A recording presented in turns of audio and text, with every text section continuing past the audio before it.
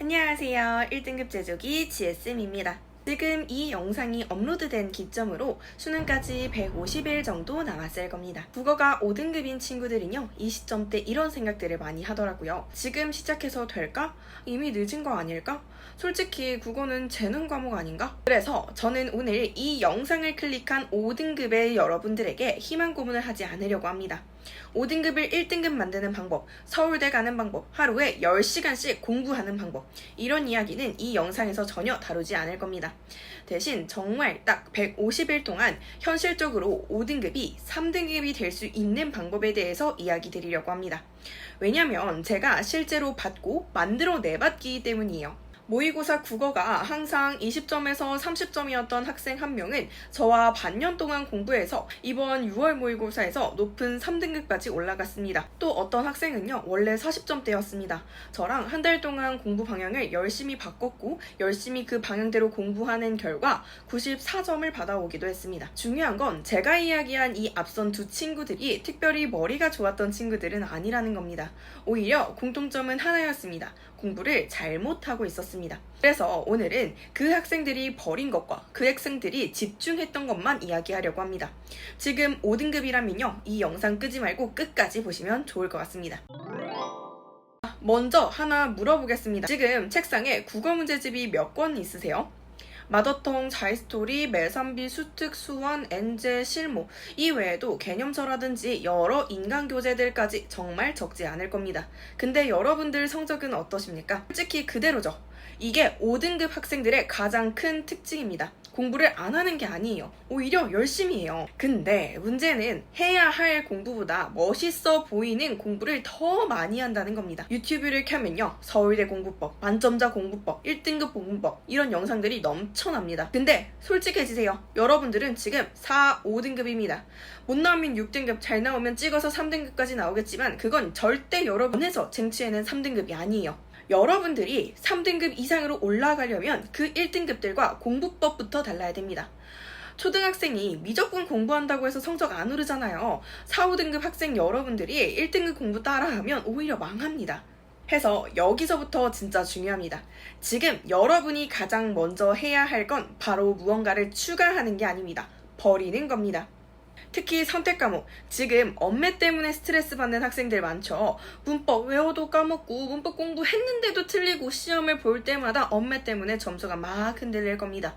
그런 학생들은요, 솔직하게 진지하게 화작을 고민해 보세요. 현재 5등급이고 엄매가 여러분들 국어 공부에 발목을 잡고 있다면 생각해 볼 가치가 충분하다라는 이야기를 드리는 겁니다. 왜냐면 여러분의 목표는 선택 과목 만점이 아니라 국어라는 그 전체적인 과목의 등급이 3등급 이상이 나오는 것이기 때문입니다. 등급을 결정하는 건요, 선택 과목이 아니라 독서와 문학입니다.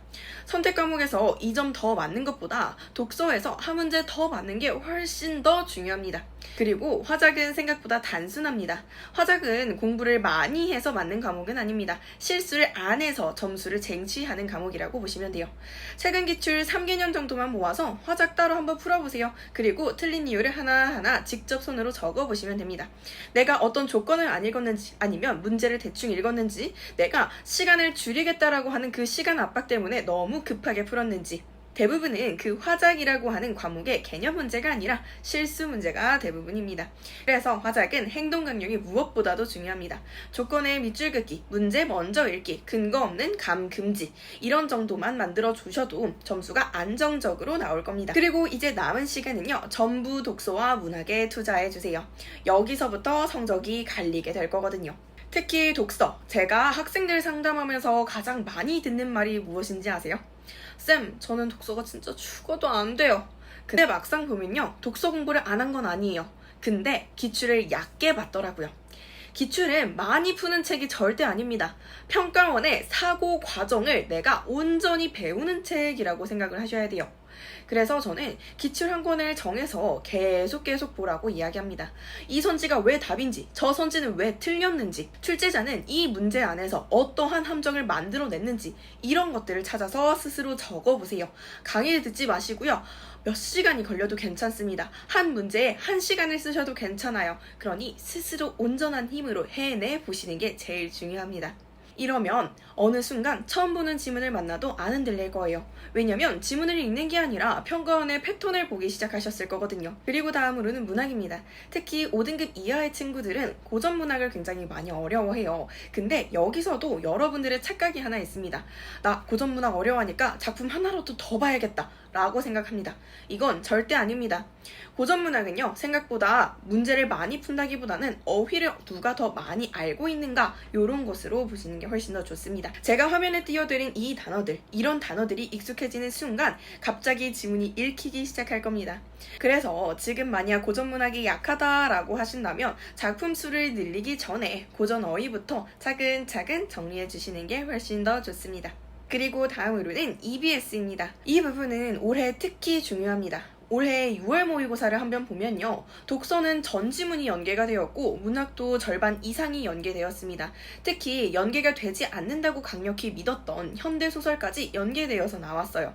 이제 EBS는 선택이 아닙니다. 반드시 하셔야만 해요. 다만 달달달달달달 외우지는 마세요. 독서와 문학 모두 달달달 외우기보다는 지문을 보시면서 문학에서는 정서 그리고 이 글의 주제 이런 것들을 보시고요.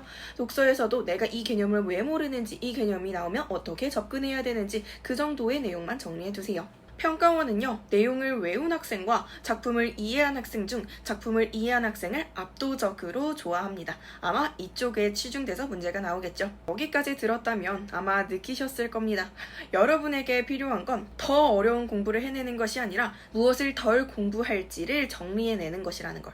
선택 과목 정리하시고요. 독서는 기출, 문학은 고전어휘와 EBS 이 정도만 하셔도 됩니다. 마지막으로 한 가지만 말씀드리고 이 영상 마무리 지으려고 합니다. 여러분은 절대 국어를 지금 못하고 있는 게 아닙니다.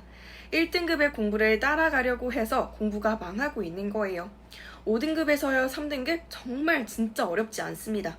실제로 제가 많이 키워내봤고 실제로 제 말대로 공부해서 그렇게 된 학생들이 저에게 증명해 주었으니까요. 이 영상을 보고 시작을 다짐했다면 그 다짐을 댓글에 남겨주세요. 제가 수능 100일 남은 시점에서 대댓글로 알림을 남겨드리겠습니다. 그 알림이 울리기 전까지 정말 딱 50일 정도만 파이팅 해보세요. 그럼 정말 다른 결과가 여러분들 손에 남아있을 거라고 장담합니다. 그럼 다음 영상도 여러분에게 도움될 만한 내용들로 꾹꾹 눌러담아 가지고 오겠습니다. 긴 영상 봐주셔서 정말 감사합니다. 그럼 다음 영상에서 만나요. 안녕!